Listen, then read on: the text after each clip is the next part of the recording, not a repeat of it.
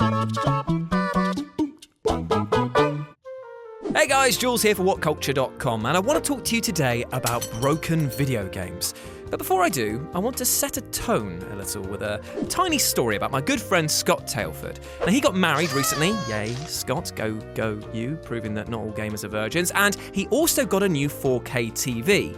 Well, technically, he actually got 3, because the first 2 broke within days of having them. The sheer rage that Scott felt can probably be best described as such. I've got him in here. Now, Scott, just relive that moment in a brief 3-second window. Oh! Thank you very much, Scott. Indeed, so what I want you to do is hold on to this moment of rage, because that's what the collective fan communities of the following games felt when these games launched in states worse than me after our last Christmas do. I made love to a lamppost. Don't be like me. With this in mind, I'm Jules, your one per list wonder, and these are 10 unplayable video games that were released despite being broken. Number 10, Halo the Master Chief Collection.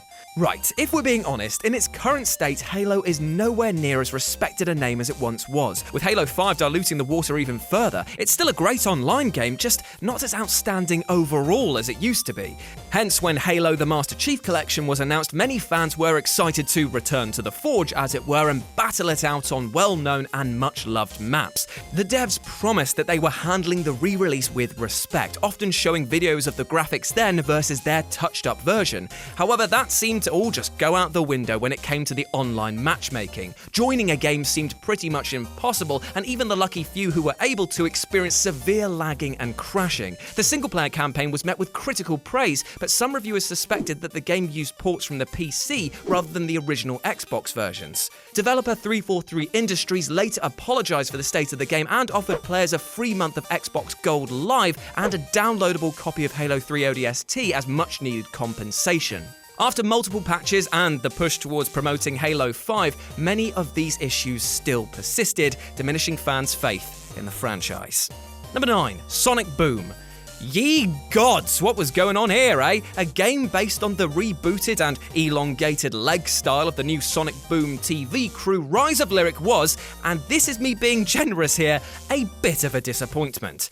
In the game, players experienced constant drops in frame rates, scenes that skipped more than my memory about where I was on June 17th when under oath, and combat that felt bloated, spongy, and way too frequent to be fun. The Sonic fandom has suffered through werehogs, bestiality, and now this, and the game is rightly lambasted for its broken nature. In fact, the only time the game seemed to elevate itself was quite literally when a glitch was found which allowed players to continually jump up and up, breaking boundaries and cutting the levels in half. It's not Sonic 2006 bad. In fact, I was going to put that on this list, but I've covered it so many times, and Daddy is tired, and we all know the jokes. I'd be mad, grumpy, blah, blah, blah. But no, better to use our time to relive a newer and just as frustrating bit of kit with Sonic's name on it. Number 8, Fallout 76. No! Why? For God's sake, this was lined up to be a headshot and Bethesda blew their load on their own feet. That was a bit weird. Now let me state this clearly. There are moments of real joy in this game, but they are outweighed by a clunky UI, a feeling of emptiness within the world, and god rays that are everywhere. They're just everywhere. So much so that this is simply not the game that we were promised, and if you look at the monumental feedback from the player base, isn't even something they wanted. If you like the game, good for you, but you have to admit it's not in a polished state at the moment. A lack of push-to-talk feature on the PC, constant gameplay issues such as movement being tied to frame rate so that Bethesda just capped the frame rate rather than fix the issue, and the devs frequently making reference to frustrating issues that plague the game. Like I say, when it worked, it was a blast, but my lord was it broken on launch, and it could have used some much-needed time tinkering in the vault. Number 7, Ashes Cricket 2013.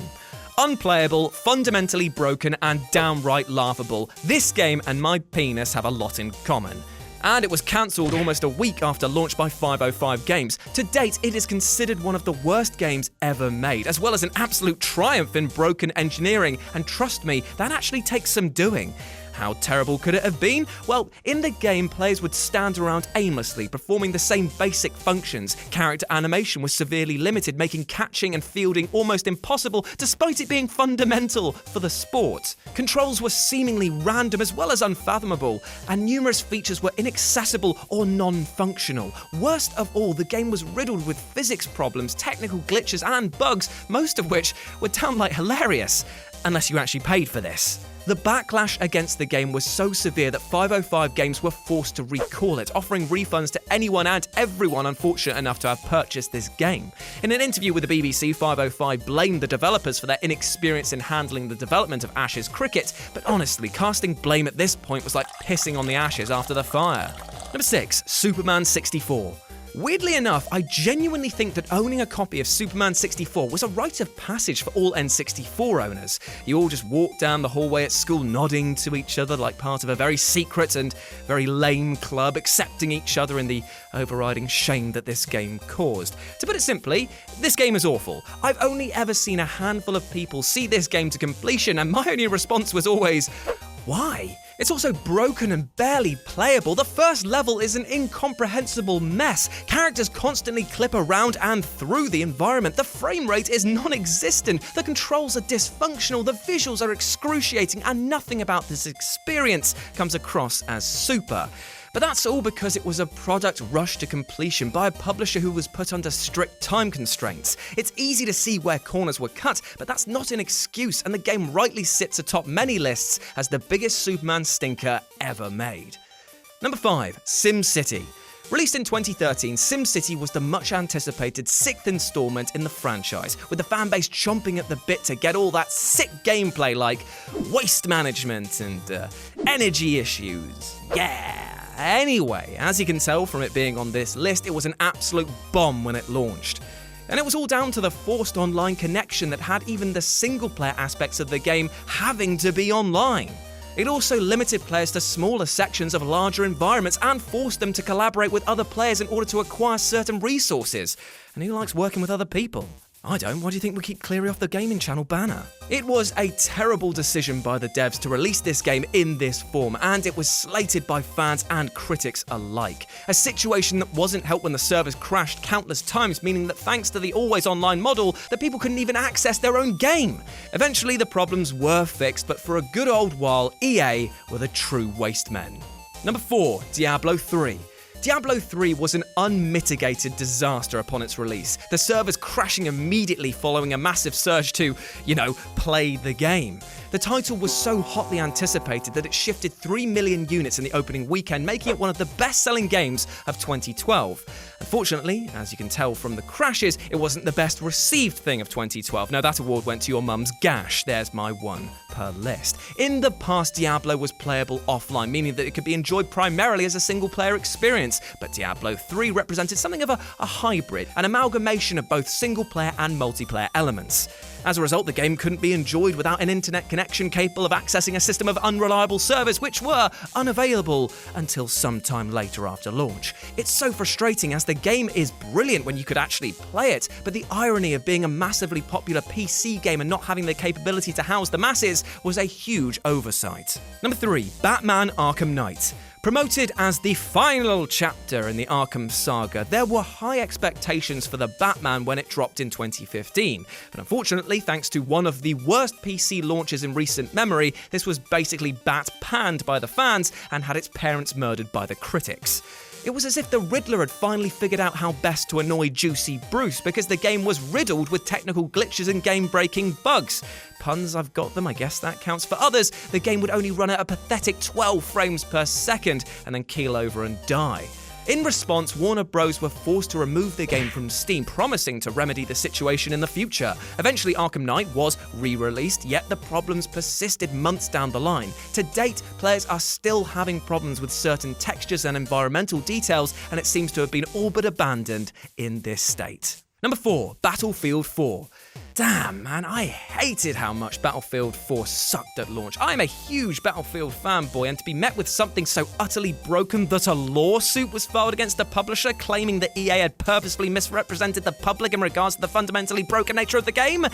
Yeah, it was serious, and it sucked. Largely, the problems revolved around the multiplayer, which was virtually unplayable. Players would spawn inside walls or teleport around the environment, vehicles were seemingly uncontrollable, and even the visuals were unreliable, faltering constantly as the game attempted to process the action on the screen. EA was meant to be made an example with this lawsuit, but it's not stopped developers from releasing title after title that just need their holes plugged.